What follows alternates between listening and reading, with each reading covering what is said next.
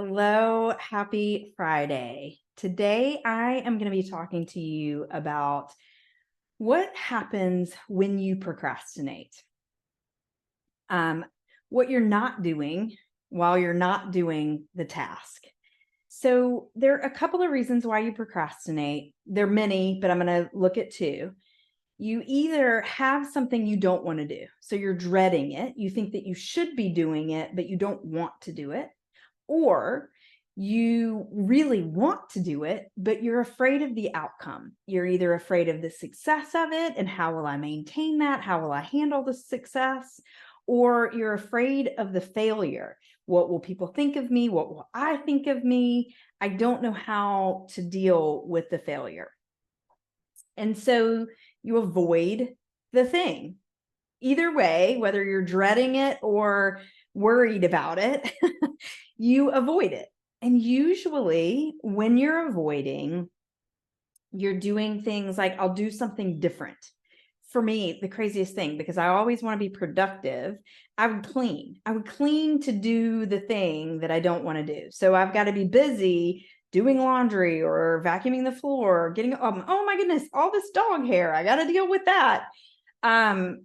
Instead of doing the thing. My mind didn't have to be occupied in the thing because I could be occupied with where is there more dog hair for me to conquer.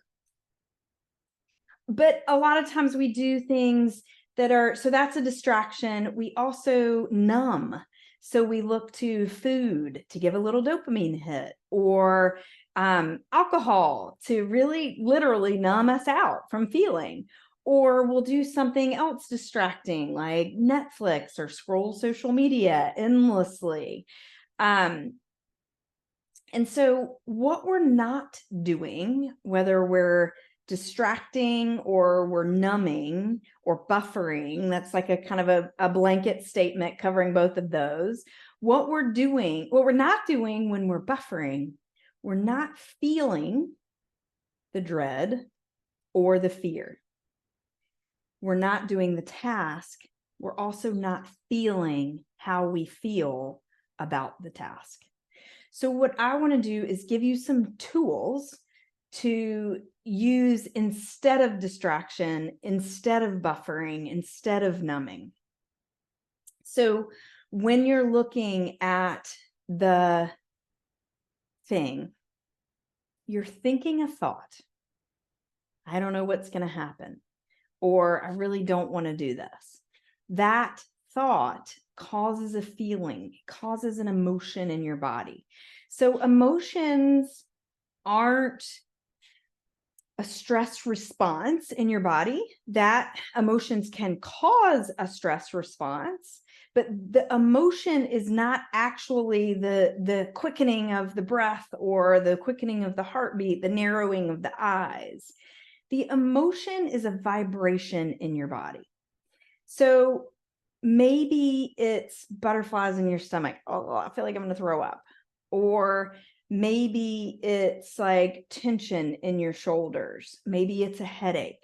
That the emotion, that like clenching, can be how that emotion feels. Now, sometimes it's hard to kind of pinpoint. Okay, when I'm feeling the emotion of fear, I feel that in my belly, or I feel it as constriction in my chest, or I feel it as tightening in my shoulders. Sometimes that's hard to like get into.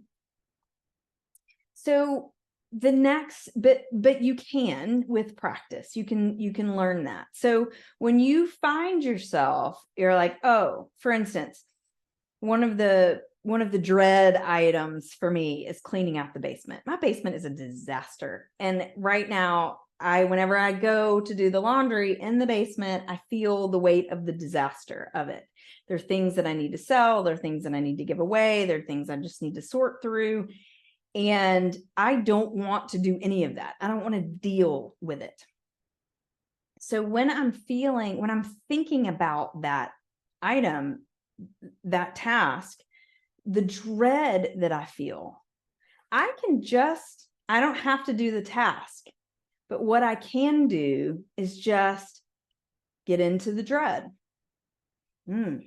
I'm identifying the emotion. I'm feeling dread. So instead of going into the body and saying, where is it expressed in the body? I can also just go to naming it. Name the emotion. I feel dread. The next thing you can do is say, why am I feeling dread? Go to the worst case scenario. Now, a lot of us don't like to do that. You think, I'm afraid of the worst case scenario. That's why I'm going to go clean or, or scroll or whatever I'm going to do. I don't want to think about the worst case scenario. I don't want to bring that into me. But when you face it, it's like having a monster in the closet. When you think a monster is in the closet and you hold the door closed, you're using a lot of strength to hold the door closed. Eventually you get tired of that. So eventually you fatigue and sort of break from it. If you just open the door, look at the monster and have a conversation with it, it's all of a sudden less scary. It's all of a sudden less attacking. It's all of a sudden you can have a conversation with it. What does the worst case scenario look like? Okay, it looks like this, this, and this. That sounds terrible. But what would I actually do if that happened? If the worst case scenario happened, would I actually die from it? Probably not. But would it feel terrible? Probably. Right? So I can go to that worst case scenario and say, the worst thing I might feel is terrible, or whatever your version is. When you look that in the face, all of a sudden you can say, am I willing to feel terrible for a little bit? What is the outcome of the thing that I'm looking at? If it's like the going into the basement and not feeling dread every time I go in, that would be amazing. If it's like writing the book, I would have the book and I would be helping people. That would also be amazing.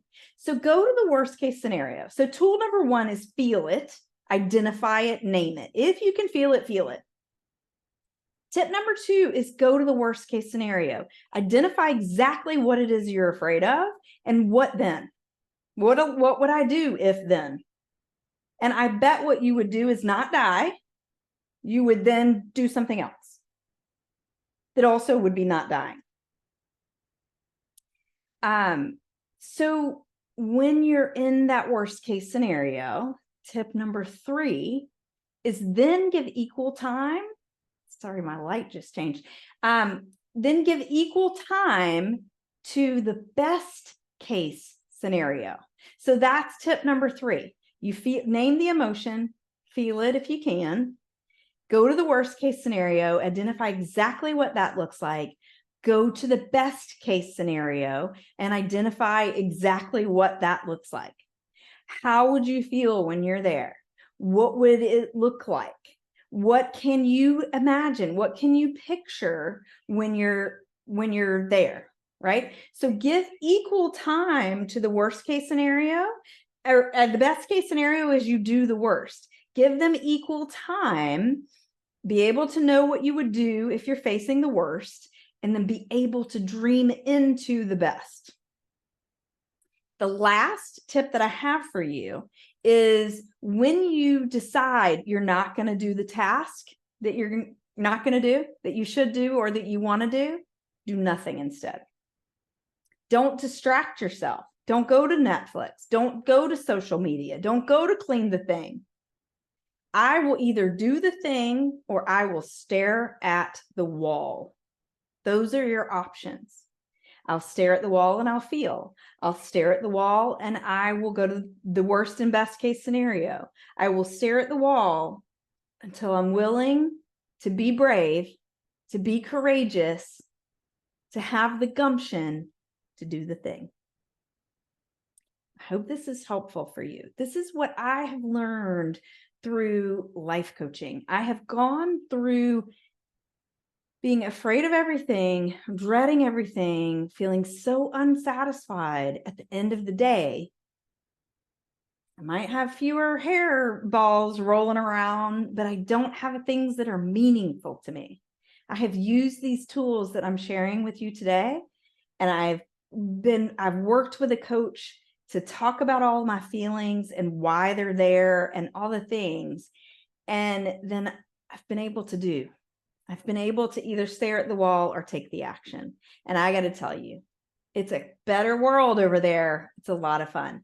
So if that's interesting to you, if you want to get the tools and work deeper into those with me, I'd love to do a consultation with you. You can find that in my YouTube profile to schedule an appointment or send me an email. Thank you so much for being here today. I look forward to seeing you next week.